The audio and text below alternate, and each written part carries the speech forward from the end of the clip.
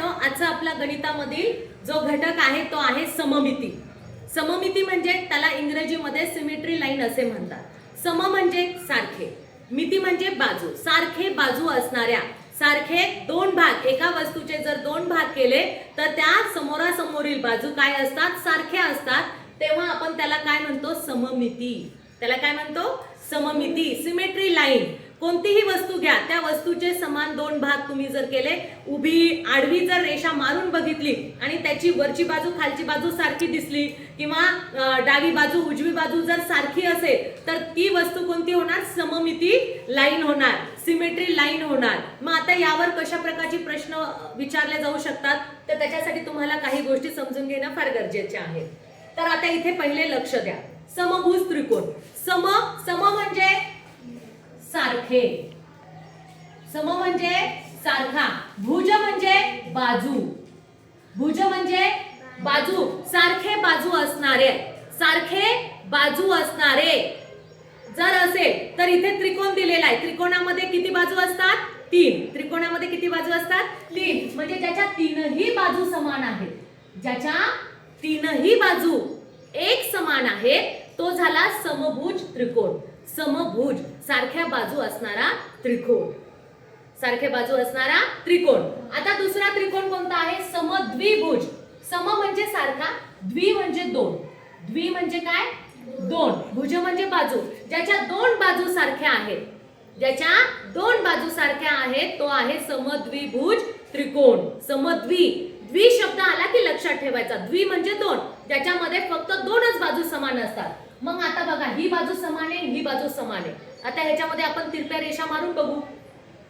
जर इथून अशी रेष मारली तर किती बाजू होतात, ही बाजू आणि ही बाजू त्याची जवळपास सारखी होते, बरोबर, कारण दोन बाजू याच्या समान आहेत. आपण जर अशी मारली तर हा बघा, वरची बाजू ही बाजू सारखी दिसते का, सारखी दिसते का. किंवा आपण अशी असं मधोमध जर इकडून घेतलं तर एक बाजू लहान मोठी आहे, म्हणून काय होणार, ह्याच्या फक्त एकच किती बाजू होणार, फक्त एक. आणि समभुज त्रिकोणाच्या किती होणार, किती बाजू होणार, तीन. आणि समद्विभुज त्रिकोणाचे किती सममिती पडतात, फक्त एकच सममिती पडते.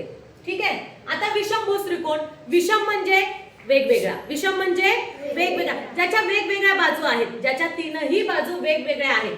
ही याची लांबी पण वेगळी आहे, याची लांबी पण वेगळी आहे, याची लांबी पण वेगळी आहे.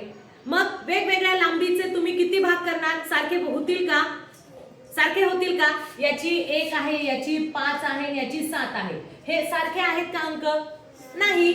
मग ह्याचे बाजू पडतील का, नाही. विषमभुज त्रिकोणाच्या शून्य बाजू पडतात. किती बाजू पडतात, शून्य बाजू पडतात, सारखे बाजू येत नाही. आता बघा आयत. आयत मध्ये तुम्हाला हा ब्लॅक बोर्ड दिसतो, या ब्लॅक बोर्डला काय म्हणतात, रेक्टँगल, बरोबर, म्हणजे आयत. याच्या कोणत्या बाजू सारख्या असतात, समोरासमोरील, याच्या समोरासमोरील बाजू सारख्या असतात. ही बाजू आणि ती बाजू सारखी आहे, वरची बाजू आणि खालची बाजू सारखी आहे. किती बाजू सारख्या आहेत, दोन. म्हणजे मग आयताचे किती बाजू पडतील, दोन सममिती होणार, दोन बाजू पडणार. असं जर केलं आणि अशी जर आपण लाईन मारली तर याच्या किती बाजू होणार, दोन बाजू होणार, दोन भाग होणार. आता चौरस बघा. चौरस कसा असतो, ज्याच्या चारही बाजू सारख्या असतात. किती बाजू, चार बाजू. ही एक बाजू समोरासमोरील, ह्या पण बाजू सारख्या असतात.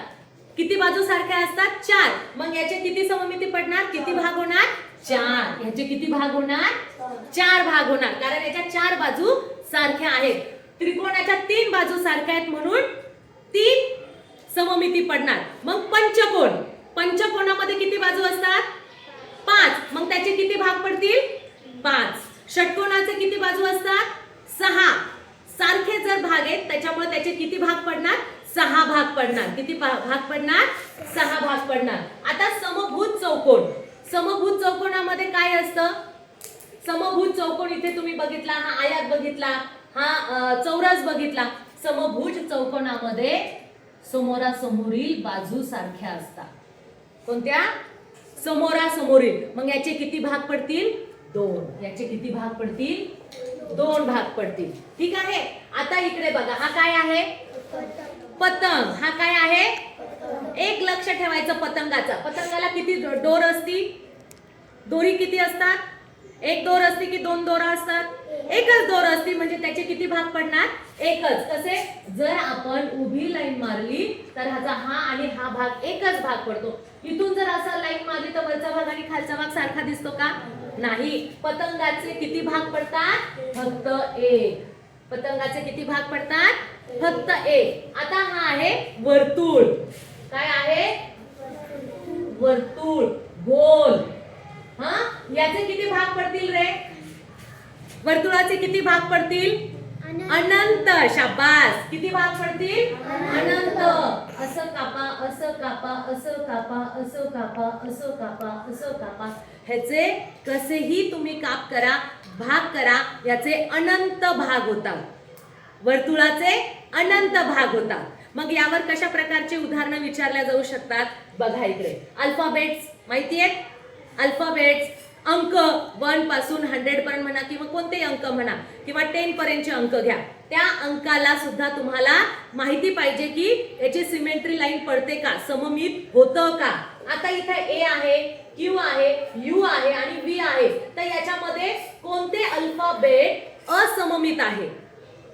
म्हणजे 3 सममित आहे, तिघांचे भाग पडतात. पण एक अल्फाबेट आहे की ज्याचे उभे करा आडवे करा भाग होत नाही. मग असममित आहे. नॉन सिमेट्री लाईन कोणती आहे बघा बरं. ए चे भाग होतात. उभं जर ए ला कापलं तर ए चे 2 भाग, ही बाजू आणि ही बाजू सारखी येते.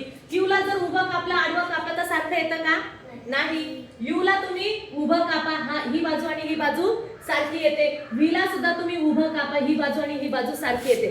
फक्त क्यू असा आहे की ज्याला उभं किंवा आडवं जरी छेदलं तरी त्याचे समान भाग होत नाही. कारण क्यू ची ही जी बाजू आहे ना, हा त्याच्यामुळे त्याचे समान भाग होत नाही. म्हणजे आपलं असममित अल्फाबेट्स कोणतं आहे? क्यू. क्यू चे भाग होत नाही. आता इथे बघा, एक्स आहे, डब्ल्यू आहे, वाय आहे, व्ही आहे. ज्याच्यामध्ये 2 अक्ष येतात म्हणजे 2 त्याचे भाग होतात. बघा बरं कोणते ह्याचे 2 भाग होतात समान? एक्स चे होतात की डब्ल्यू चे होतात की वाय चे होतात की व्ही चे होतात? एक्स. Very good. कारण एक्स ला उभं कापा, ही बाजू आणि ही बाजू सारखी येते. त्याला आडवं छेद द्या, वरची बाजू आणि खालची बाजू समान येते. म्हणजे ह्याचे किती अक्ष होतात? 2. ह्याचे सिमेट्री लाईन 2 पडतात. ह्याचे फक्त एकच पडती, उभी. आडवी कापली तर बघा बरं वरची बाजू खालची बाजू सारखी आहे का? नाही. मग वायला बघा, उभी एकच बाजू होत म्हणजे एकच भाग पडतो, ही बाजू आणि ही बाजू. व्ही ला सुद्धा आपण उभा असा काप दिला तर त्याचे फक्त एकच अक्ष निघतं. पण एक्स चे किती?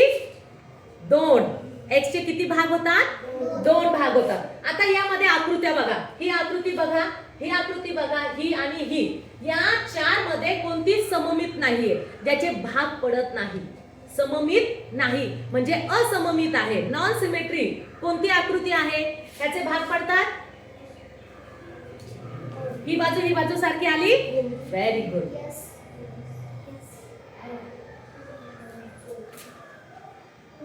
ही बाजू आणि ही बाजू सारखी आहे. ह्याचा इकडची बाजू आणि इकडची बाजू सारखी आहे का?